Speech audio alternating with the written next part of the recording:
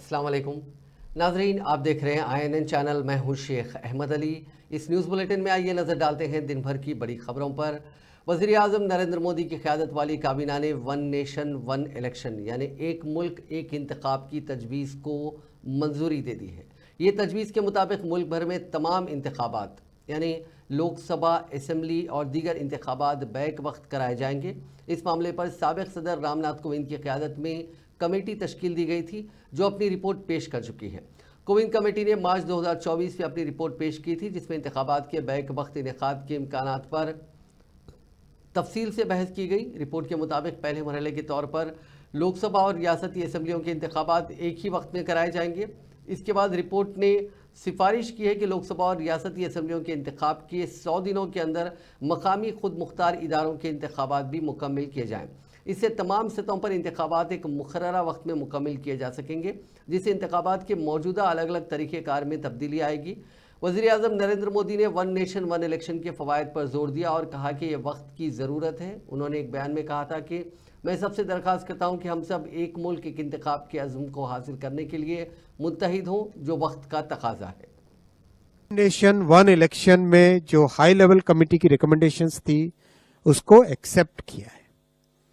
High level committee recommendations on one nation one election, on simultaneous elections, that those recommendations have been accepted today by the union cabinet. And as you are aware, 1951 से 1967 तक election simultaneously होते थे। उसके बाद में 1999 में law commission ने अपनी 170th रिपोर्ट में रिकमेंड किया था कि one election to Lok Sabha and all legislative assemblies in 5 years होना चाहिए, जिससे कि देश में डेवलपमेंट चलता रहे। जो बहुत सारा खर्चा होता है इलेक्शंस के कारण वो न हो, बहुत सारा लॉ एंड ऑर्डर और क्रिमिनल जस्टिस सिस्टम जो बाधित हो जाता है, because policeman are totally deployed in maintaining the election law and order, वो सब जो बड़ा एक मिशन, बहुत बड़ा एक डिसरप्शन रहता है, वो ना हो। और एक तरीके से जो आज का यूथ है और आज का जो भारत है, जिसकी एक एस्पिरेशन है कि डेवलपमेंट तेजी से हो, चाहे इंफ्रास्ट्रक्चर का हो, चाहे एजुकेशन का हो, हेल्थ केयर का हो, चाहे एम्प्लॉयमेंट अपॉर्चुनिटीज़ का हो, चाहे मैन्युफैक्चरिंग का हो, उसमें इलेक्शन के प्रोसेस से बार बार जो बीच में एक तरीके से उन सब को एक स्मूथ तरीके से डेवलपमेंट चलता रहे। और इस पॉइंट ऑफ व्यू से बार बार ये रिकमेंडेशन, ये सजेशन देश में जगह जगह से अलग अलग फोरम से आया है। पार्लियामेंट्री कमेटी ने भी 2015 में अपनी 79th रिपोर्ट में कहा था गवर्नमेंट को कि suggest methods for simultaneous elections in 2 phases। इसीलिए हाई लेवल कमेटी गठित की गई थी under the chairmanship of Shri Ramnath Kovind ji, the former President of India, and that committee extensively consulted a broad spectrum of stakeholders, including political parties, judges, constitutional experts, large number of experts from various fields. इन सब के extensive Jammu Kashmir assembly इंतखाबात के पहले मरहले में चारशंबे को 7 अजला की 24 assembly सीटों पर वोटिंग हुई। इस दौरान वोटिंग का फीसद 58.85% रहा। इलेक्शन कमीशन के मुताबिक सबसे ज़्यादा टर्नआउट किश्तवाड़ में 77.23% रहा और पुलवामा में सबसे कम 46.03% रहा। डोडा 69.33% के साथ दूसरे नंबर पर है। रामीन 67.71% के साथ तीसरे नंबर पर था।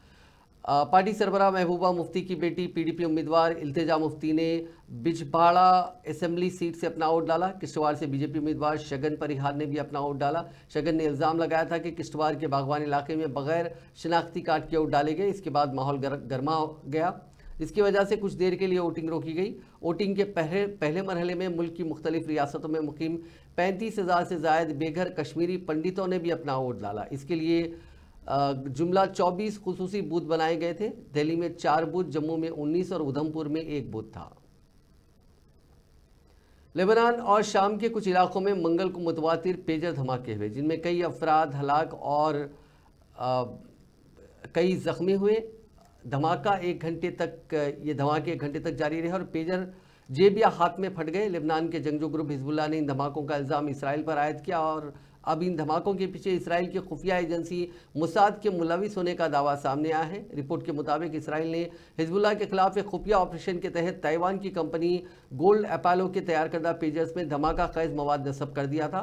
हिजबुल्लाह ने उस कंपनी से तकरीबन 3000 पेजर्स का ऑर्डर दिया था, लेकिन लेबनान पहुंचने से पहले ही उनमें धमाका खैज मवाद नस्ब कर दिया गया। इन पेजर्स को ताइवान से लेबनान इस साल अप्रैल से मई के दरमियान भेजा गया था। वहीं आज खबर यह आई है कि वॉकी टॉकीज़ और कुछ मोबाइल फ़ोन में भी आज धमाके हुए हैं और कई रिहायशी इलाकों में इसका असर देखा गया। तेलंगाना के वज़ीर आला रेवंत रेड्डी ने micro small and medium enterprises यानी MSMEs पॉलिसी 2024 जारी की है। 100 करोड़ रुपए के फंड के जरिए इस पॉलिसी से औसत और छोटे कारोबारियों को नए दौर की टेक्नोलॉजी के इस्तेमाल में मदद फराहम की जाएगी। रियासत में पहली मरतबा जारी करदा इस पॉलिसी पर मौसर अमल को यकीनी बनाने के लिए हुकूमत ने MSME के शोबे के क़याम की तजवीज़ पेश की है। एक 24/7 की बुनियाद पर एक विंग बाज़ाब्ता काम करेगा। रियासती क़यादत के तहत आला सतही स्टीयरिंग कमेटी तश्कील दी जाएगी ताकि किए गए वादों पर अमल की निगरानी की जा सके और पॉलिसी की सिमत का तयन किया जा सके। हुकूमत ने MSMEs के लिए इन इक़दाम की मदद के सिलसिले में आइंदा 5 साल के लिए 600 करोड़ रुपये मख्तस किए हैं। चीफ मिनिस्टर ने इस मौके पर मुनक़िदा तकरीब से खिताब करते हुए कहा कि मुझे इस बात की खुशी है कि तेलंगाना की नई हुकूमत ने MSMEs के लिए मौसर पॉलिसी मुतारिफ़ की, जो जल्द पॉलिसी इस्लाहात में से एक है जिनको हमने मुतारिफ़ किया। गुज़िश्ता एक दहाई या इससे पहले MSMEs को दरपेश अदम तवाज़ुन को दुरुस्त करने के अलावा इस पॉलिसी से अनोखे इक़दाम किए जाएंगे जिससे MSMEs को आलमी सतह पर बेहतर मुज़ाहरा करने में मदद मिल सके।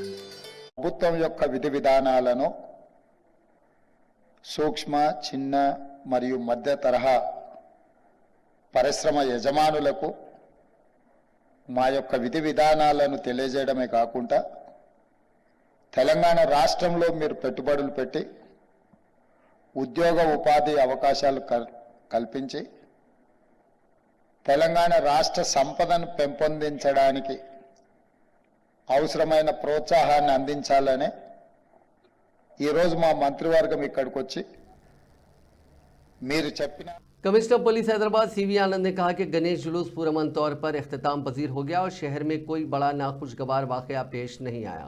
उन्होंने कहा कि विसर्जन का अमल पिछले बरसों के मुकाबले में पहले ख़त्म हुआ और शहर की तमाम सड़कें ट्रैफिक के लिए खोल दी गई हैं। सुबह 10:30 बजे तक हमने शहर के तमाम जंक्शन और सड़कों को ट्रैफिक के लिए खोल दिया। पिछले साल के मुकाबले ये अमल 3 घंटे कबल मुकम्मल हुआ। उन्होंने कहा कि विसर्जन के अमल को सुबह 6 बजे या 7 बजे तक ख़त्म करने का मंसूबा बनाया गया था, ताहम कुछ वजूहात और चंद पेंडाल मुंतज़मीन के अदम ताउन की वजह से ऐसा नहीं हो सका। इस सिलसिले में मुंतज़मीन के साथ फॉलोअप किया जाएगा और अगली बार पुलिस के साथ मुकम्मल ताउन को यकीनी बनाया जाएगा। నిమజ్జన కార్యక్రమం ఇప్పుడు కూడా పూర్తి కాలేదు, ఇంకా కొద్దిగా మిగిలి ఉంది. కానీ పోలీస్ బందోబస్తు పరంగా ఎప్పుడైతే మేము ట్రాఫిక్ రిలీజ్ చేస్తామో అప్పుడు బందోబస్తు ప్రజల కోసం పూర్తయిందని మేము భావిస్తాము. ఆ విధంగా చూస్తే ఈరోజు 10:30కు అన్ని జంక్షన్స్ కూడా మేము ఫ్రీ చేయగలిగాము. గత సంవత్సరంతో పోల్చుకుంటే దాదాపు 3 గంటల పొదుపు మేము చేయగలిగాము. 3 గంటల లాభమైంది. మీకు గుర్తుంటుంది, గత సంవత్సరం దాదాపు 1:30 ప్రాంతంలో మధ్యాహ్నం ఈ ప్రెస్ మీట్ పెట్టడం జరిగింది. ఈ సంవత్సరం దాదాపు 10:30 ప్రాంతంలో ఉదయం అన్ని జంక్షన్స్ని కూడా మేము ట్రాఫిక్ కోసము ఓపెన్ చేసి ఇప్పుడు ఏవైతే దాదాపు 1000 విగ్రహాల నిమజ్జనము ఇంకా మిగిలి ఉందో అది మేము నెక్లెస్ రోడ్లో ఒక ప్రణాళిక ప్రకారం 4 రోజుల్లో అవన్నీ అక్కడ పార్కింగ్ చేసి అదే కాకుండా అదనంగా ఈ ఫార్ములా ఈ ట్రాక్ రోడ్ రేస్ అయితే गणेश मूर्तियों के विसर्जन के दूसरे दिन जीएचएमसी के सैनिटेशन स्टाफ की जानिब से सड़कों की मुनासिब सफाई का इंतजाम किया गया। चारशुम्बे की सुबह से ही शहर की सड़कों की बेहतर सफाई को यकीनी बनाया गया, क्योंकि गुज़िश्ता रोज गणेश मूर्तियों के विसर्जन के मौके पर सड़कों पर जावजा कचरा डाला गया था। हर 100 मीटर की दूरी पर एक सैनिटेशन टीम बनाई गई थी। शहर भर में तकरीबन 200 टीमों की तश्कील अमल में लाई गई। कमिश्नर जीएचएमसी अम्रपाली काटा ने कहा कि कचरे की फौरी सफाई के लिए इक़दाम किए गए हैं ताकि आवाम को किसी भी किस्म की परेशानी ना होने पाए। इसी दौरान जीएचएमसी की जानिब से पीपल्स प्लाजा नेकलेस रोड पर गणेश की मूर्तियों को विसर्जन के लिए लाने वाले क्रेन ऑपरेटर्स और भारी बड़ी गाड़ियों के ड्राइवर्स के लिए मुफ्त नाश्ते का इंतजाम किया गया था। इस नाश्ते से गणेश मंडपों के जिम्मेदारों ने भी इस्तेफादा किया। तकरीबन 2000 अफराद ने नाश्ते से इस्तेफादा किया। गणेश की मूर्तियों के विसर्जन के मौके पर क्रेन के पहिए के नीचे आने से एक सफाई वर्कर हलाक हो गया। यह हादसा तेलंगाना के जिले कुमरम भीम आसिफाबाद के कागज नगर में कल शब पेश आया। महलूक की शिनाख्त 46 साला नागेश के तौर पर की गई। वो गणेश की मूर्तियों के विसर्जन के दौरान भारी क्रेन के पहिए के नीचे आकर शदीद जख्मी हो गया। उसको इलाज के लिए करीमनगर के अस्पताल ले जाया गया, जहां इलाज के दौरान उसकी मौत हो गई। हादसा क्रेन ऑपरेटर की गफलत के बाइस पेश आया। हादसे के बाद ऑपरेटर फरार हो गया। सिरपुर टी के एमएलए डॉक्टर पी हरीश बाबू और एडिशनल कलेक्टर लोकल बॉडीज श्रद्धा शुक्ला ने जाए हादसे का दौरा किया। कांग्रेस लीडर राहुल गांधी के खिलाफ बीजेपी कायदीन की जानिब से दी जाने वाली धमकियों और तनकीदों के खिलाफ आज कांग्रेस की जानिब से गांधी भवन के पास एक एहतजाजी धरना मुनक्किद हुआ, जिसमें वजीर आजम नरेंद्र मोदी समेत बीजेपी के कायदीन रणवीर बिट्टू, तनवेंद्र सिंह और शिंदे ग्रुप के रुकन असेंबली संजय गायकवाड़ की अलामती पुतलों को नजर आतिश किया गया। इस मौके पर पीसीसी सदर महेश कुमार गौड़ ने खिताब करते हुए कहा कि बदकिस्मती है कि मुल्क के अवाम पर गॉडसे के वारिसीन हुक्मरानी कर रहे हैं। बीजेपी के कायदीन को दस्तूर और जमहूरियत पर कोई यकीन नहीं है। उन्होंने वजीर आजम की खामोशी को भी तनकीद का निशाना बनाया।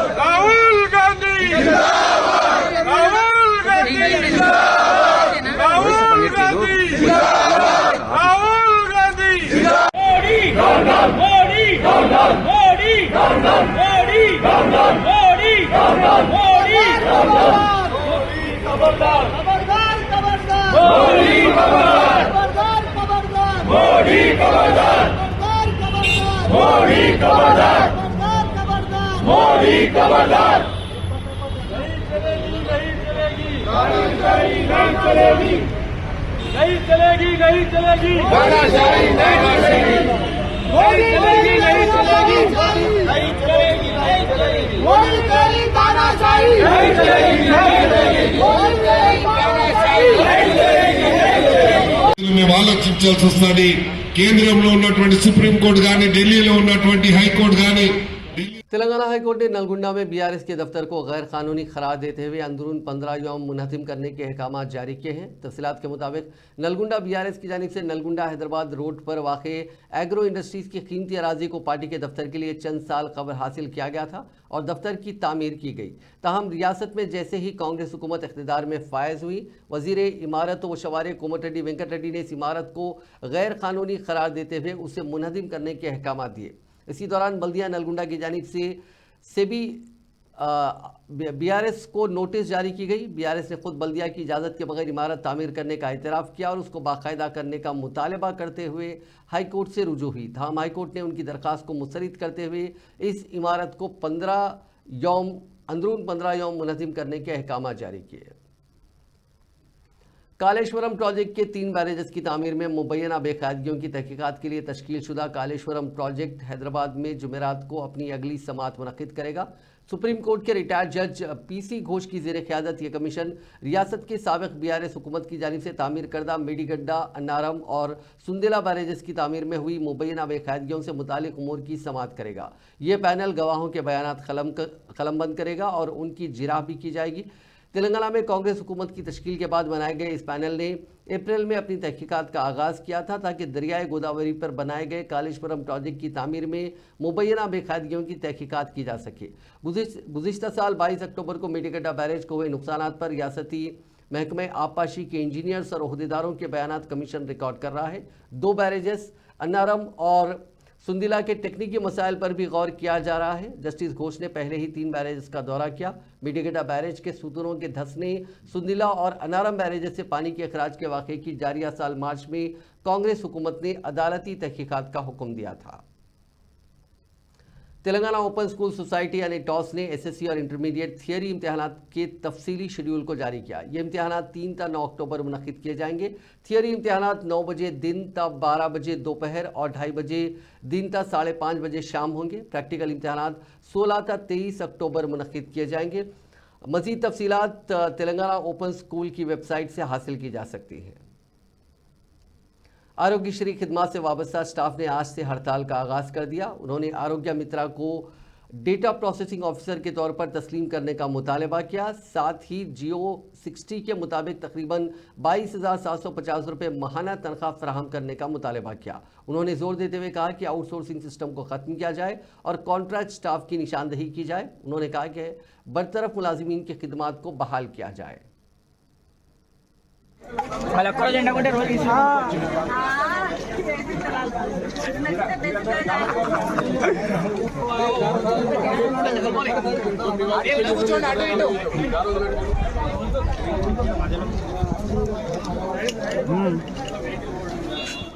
अपनी सूखती हुई फसलों को बचाने की मायूस कुन कोशिश में महबूबाबाद जिले के रामपुरम गांव में किसानों को खुद एक गाड़ी पर ट्रांसफार्मर खींचने पर मजबूर किया गया, जब हुक्काम ने हालिया शदीद बारिशों की वजह से बिजली की बंदिश को दूर करने के उनकी दरखास्तों को नज़रअंदाज कर दिया। बिजली के हुक्काम को मुतअद्दिद शिकायत के बावजूद ख़राब ट्रांसफार्मर की मरम्मत नहीं की गई, जिससे किसानों को आबपाशी के लिए बिजली से महरूम रखा गया। हालात इस कदर संगीन हो गए कि किसानों ने बैलों का काम करते हुए ट्रांसफार्मर को बैलगाड़ी पर घसीट कर खुद नस्ब कर दिया। मुतासरा किसानों ने हुक्काम पर जोर दिया कि वो बिजली के जारी मसाइल को फौरी तौर पर हल करें।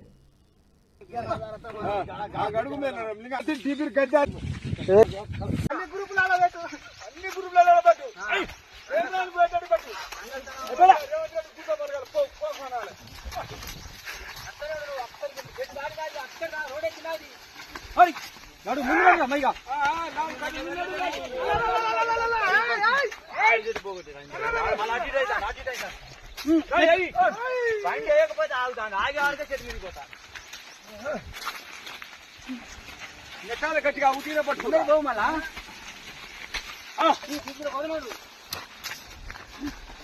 తాలూకా పోవాలి బండి అదే కానీ ఫస్ట్ వచ్చి అయిపోయింది। बीआरएस के कारगुजार सदर केटी रामाराव ने कहा कि साबिक चीफ मिनिस्टर चंद्रशेखर राव के कारनामे कभी हदफ नहीं किए जा सकते। उन्होंने फीकस आमदनी के लिहाज से तेलंगाना के शानदार मुजाहरे पर वज़ीर आज़म की माशी मुशावरती काउंसिल की रिपोर्ट पर सोशल मीडिया के प्लेटफॉर्म एक्स पर रद्द-ए-अमल जाहिर करते हुए कहा कि आदद व शुमार कभी झूठ नहीं बोलते। केसीआर के कारनामे कभी हदफ नहीं किए जा सकते। वज़ीर आज़म की माशी मुशावरती काउंसिल ने बीआरएस दौरे हुकूमत में तेलंगाना की शानदार तरक्की के बारे में तफसीलात फराहम की हैं। तेलंगाना ने गुज़िश्ता 9.5 बरस में कौमी औसत से 94% ज़्यादा फीकस आमदनी दर्ज की है। माशी मुशावरती काउंसिल के मुताबिक जनूबी हिंद की रियासतों से फीकस आमदनी के मामले में बेहतर मुजाहरा कर रही हैं। उन रियासतों में फीकस आमदनी को 1990 तक कौमी औसत से नीचे रखा था, तहम आज़ादाना माशी पॉलिसी की वजह से उनकी फीकस आमदनी में इजाफा दर्ज किया गया। बीआरएस के कारगुजार सदर केटी रामाराव ने 3 सितंबर को पालामूर रंगारेड्डी लिफ्ट इरिगेशन स्कीम के वट्टे पंप हाउस में सैलाब के दरमियान अपनी जिम्मेदारियों को नज़रअंदाज करने पर चीफ मिनिस्टर रेवंत रेड्डी पर तनकीद की। केटीआर ने रोशनी डाली कि इस वाक़े से बाहुबली मोटरें डूब गई हैं। सूरत हाल की संगीनी के बावजूद अब तक सिर्फ 1 मीटर पानी निकाला जा सका, जिससे मजीद 18 मीटर पानी को साफ करना बाकी है। चाशुम्बे को एक ट्वीट में केटीआर ने चीफ मिनिस्टर पर इल्ज़ाम लगाया कि वो सियासी सरगर्मियों पर तवज्जो मरकूज करते हैं, जैसे कि कंप्यूटर की असलियत दरियाफ्त करना और दिल्ली में पार्टी कायदीन को खुश करना, जबकि तेलंगाना के किसानों को मुतासिर करने वाले अहम मसाइल को वो नज़रअंदाज कर रहे हैं। बीआरएस के कारगुजार सदर केटी रामाराव ने कोल्हापुर हल्के के जिट्टा पुरुली गांव में अपनी ज़मीन के उसूल के खिलाफ एहतजाज करने वाले दलितों को सख्त रद्द-ए-अमल के लिए वजीर एक्साइज जूपल्ली कृष्णा राव की सख्त मजम्मत की। दलित कांग्रेस हुकूमत के गुरुकुल स्कूल की तामीर के लिए उनकी ज़मीन हासिल करने के मंसूबे की मुखालिफत करते हुए इंसाफ का मुतालबा करने आए थे। केटीआर ने वजीर पर उनके गैर मुहज़्ज़िब रवैये पर तनकीद की और सवाल किया कि क्या इंसाफ के मुतलाशी लोगों के खिलाफ इस तरह की बेरहमी ज़रूरी है। केटीआर ने रिमार्क्स देते हुए कहा कि दलितों ने कभी आपसे ज़मीन नहीं मांगी, उन्होंने सिर्फ उस ज़मीन की हिफाजत के लिए कहा जो पहले उन्हें दी गई थी। उन्होंने खबरदार किया कि मुसलसिल जुल्म बगावत को जन्म दे सकता है और जूपल्ली को याद दिलाया कि वही दलित कांग्रेस हुकूमत को इसके अमाल के लिए जवाबदार ठहराएंगे। मिर्चल बल्दिया के हुदूद में बिहार से ताल्लुक़ रखने वाले 2 अफराद के गले काट दिए गए। मकतूल अफराद की शिनाख्त पवन कुमार और संतोष के तौर पर की गई, जो किस्टापुर में मुकीम थे और यौमिया मजदूरी का काम किया करते थे। यह वारदात चारशंबे की सुबह की अवलीन सातों में उस वक्त पेश आई जब मकतूल घर में सो रहे थे। मकामी अफराद ने उनको इलाज के लिए दवाखाना मुंतकिल किया। संतोष की हालत तशवीशनाक बताई जाती है। पुलिस ने इस सिलसिले में केस दर्ज करके तहकीकात का आगाज़ कर दिया। कामारेड्डी में चारशंबे के रोज़ तकरीबन 30 तुलबा को ले जाने वाली एक प्राइवेट स्कूल की बस में उसकी बैटरी फटने के बाद आग लग गई, जिससे तुलबा में खौफ व हरास फैल गया। ये वाक़या रामारेड्डी रोड पर पेश आया, जहां ब्रिलियंट ग्रामर हाई स्कूल की बस धमाके के बाद धुएं में लिपटी हुई थी। अलर्ट मकामी लोगों ने फौरी तौर पर बस को रोका और तुलबा को निकालने में मदद की, जिससे एक बड़ा सानेहा टल गया। अगरचे कि बस धुएं से भरी हुई थी, लेकिन कोई जानी नुकसान नहीं हुआ और बच्चों को बाहिफाजत गाड़ी से उतार लिया गया।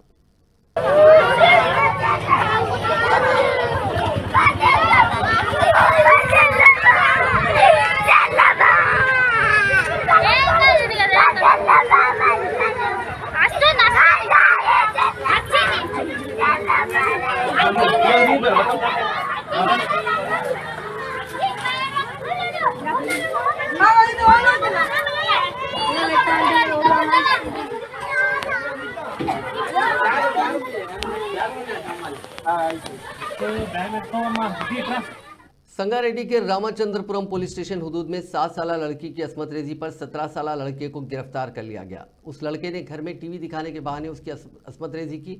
यह वाकया उस वक्त सामने आया जब लड़की की मां घर वापस हुई। उसने फौरी तौर पर लड़की को दवाखाना मुंतकिल किया। मुतासरा की मां की शिकायत पर पुलिस ने इस सिलसिले में एक केस दर्ज कर लिया।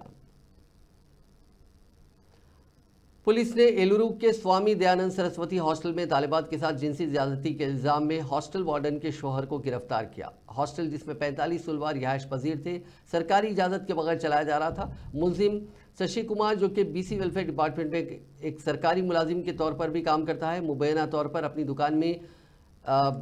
दुकान मिनी डिजिटल्स पर मुलाजिमत के लिए 16 साल से कम उम्र लड़कियों को निशाना बनाया। वो मुबैना तौर पर फोटोशूट के बहाने तुलबा को बाहर ले जाता और वो उन्हें बांधकर मारपीट करता था। हरासानी से परेशान तुलबा और उनके वालिदैन ने पुलिस में शिकायत दर्ज करवाई, जिसके बाद उसे गिरफ्तार कर लिया गया।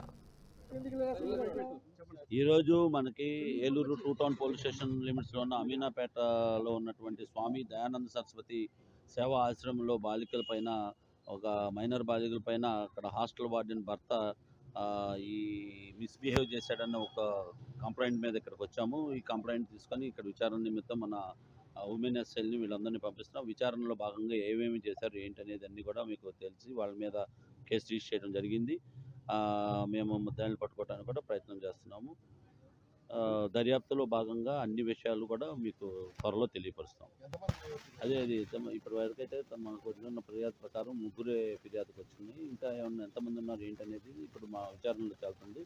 ఉమెన్ ఎస్ఎస్ని చేస్తున్నాము. వీళ్ళందరినీ కూడా చేసి వాళ్ళ స్టేట్మెంట్ రికార్డ్ చేసిన తర్వాత మీకు అన్ని విషయాలు నేను తర్వాత వివరిస్తాను. आवारा कुत्तों के हमले में 4 बच्चे शदीद जख्मी हो गए। ये वाक़या तेलंगाना के ज़िले निर्मल के तानूर मंडल में पेश आया। ये बच्चे अपने घरों के सामने खेल रहे थे कि गली के आवारा कुत्तों ने उन पर हमला कर दिया। बच्चों को मकामी प्राइमरी हेल्थ सेंटर में दाखिल कराया गया, जहां इलाज के बाद रात को उनको घर जाने की इजाज़त दे दी गई।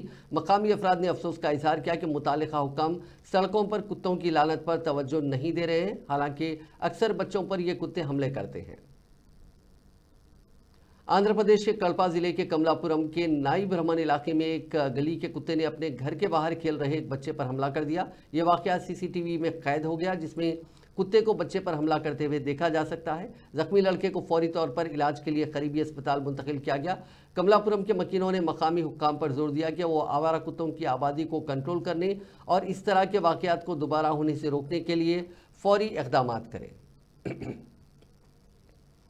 नलगुंडा जिले में देवरकुंडा के अक़लियती गुरुकुल स्कूल के 3 तलबा मंगल से लापता हो गए, जिनकी पुलिस तहकीकात कर रही है। स्कूल के प्रिंसिपल ने तलबा का पता न चलने पर पुलिस से शिकायत की, जिस पर मकामी पुलिस ने मुकदमा दर्ज करके लापता तलबा की तलाश शुरू कर दी। हुकाम ने उनके अते पते के बारे में मालूमात के सिलसिले में सरगर्मी के साथ काम शुरू कर दिया। शहर हैदराबाद के नवाही इलाके नाचाराम में पेश आए सड़क हादसे में खातून हलाक और दीगर 2 शदीद जख्मी हो गए। यह हादसा नाचाराम के HMT नगर में उस वक्त पेश आया जब गैस सिलेंडर से लदी लॉरी ने स्कूटी को टक्कर दे दी। इस हादसे के नतीजे में स्कूटी पर सवार लड़की हलाक और दीगर 2 जख्मी हो गए। इस हादसे की इत्तला के साथ ही पुलिस वहां पहुंची, जिसने लाश को पोस्टमार्टम के लिए भेज दिया और उस रूट पर ट्रैफिक को बहाल किया। नर्सों की जानिब से खातून की जचगी से नौज़ायदा की मौत। एक शख्स ने इल्ज़ाम लगाया कि नर्सों की जानिब से खातून की जचगी के नतीजे में नौज़ायदा की मौत का वाक़या पेश आया। ये सूर्यापेट ज़िले के हुजूरनगर एरिया हॉस्पिटल में वाक़या पेश आया। ज़िले के गोरमपोंडा तांडे से ताल्लुक़ रखने वाली रेणुका को पेट में शदीद दर्द के सबब हुजूरनगर एरिया अस्पताल मुंतकिल किया गया। उसके शोहर ने इल्ज़ाम लगाया कि नर्सों ने उसकी बीवी की जचगी की, जिसके सबब नौज़ायदा की मौत हो गई। उसने कहा कि अस्पताल में किसी ने उसकी परवाह नहीं की। उसने कहा कि दर्द बढ़ने के बावजूद डॉक्टर नहीं आए और नर्सों ने उसकी बीवी की जचगी की।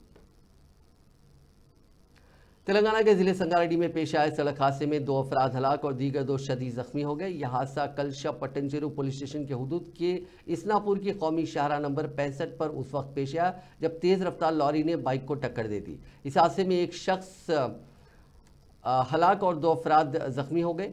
इनकी शिनाख्त 34 साला वेंकटेश और 35 साला रमेश के तौर पर हुई है, जो चिटकोल गांव के साकिन हैं। अब एक दिलचस्प खबर जिम्बाब्वे से। जिम्बाब्वे में शदीद खुश्कसाली और खुराक की कमी की वजह से हुकूमत ने 200 हाथियों को मारने का मंसूबा बनाया।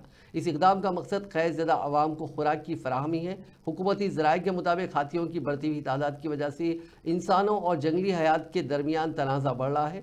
हाथियों को शिकार के ज़रिए मारकर उनका गोश्त उन इलाकों में भेजा जाएगा जो कैद से शदीद मुतासिर हैं। जिम्बाब्वे के वज़ीर माहौलियात ने कहा कि हुकूमत इस कदम को मुमकिन बनाने के लिए जिम्पाक्स और मकामी कम्युनिटीज़ के साथ मिलकर काम कर रही है। उन्होंने मज़ीद बताया कि ख़वातीन को इस मंसूबे में शामिल किया जाएगा ताकि गोश्त को खुश्क करके पैक किया जाए और खुराक की कमी के शिकार लोगों तक पहुँचाया जा सके। ये कदम नाइजीरिया और दीगर ममालिक में किए जाने वाले इक़दाम की पैरवी है, जहाँ जंगली हयात को क़हत के दौरान मारा गया है।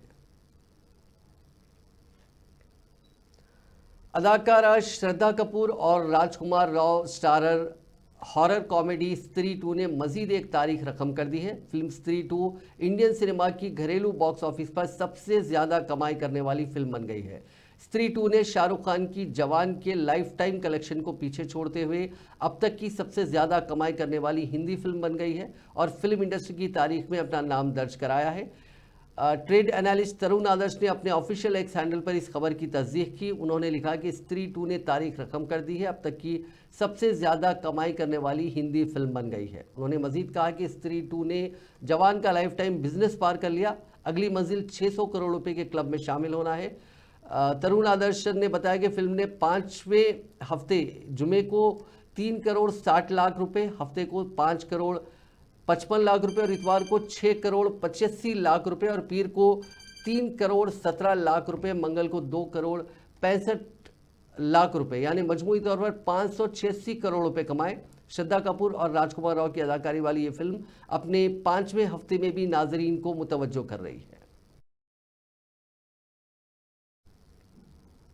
महकमा मौसमियात ने कहा कि 21 सितंबर को अजला आदिलाबाद, आसिफाबाद, मंचरियाल, निर्मल, निज़ामबाद, जगतियाल, राजन्ना, सिलसिला और कुछ अजला में 30 से 40 किलोमीटर फी घंटे की रफ्तार से तूफ़ानी हवाएं चलने और गरज और चमक के साथ बारिश का इम्कान है। महकमे ने अपनी रिपोर्ट में कहा कि 22 सितंबर को इसी तरह की सूरत हाल कुछ और अजला में देखी जाएगी, जहां बाज़ मकामात पर बारिश होने का इम्कान है।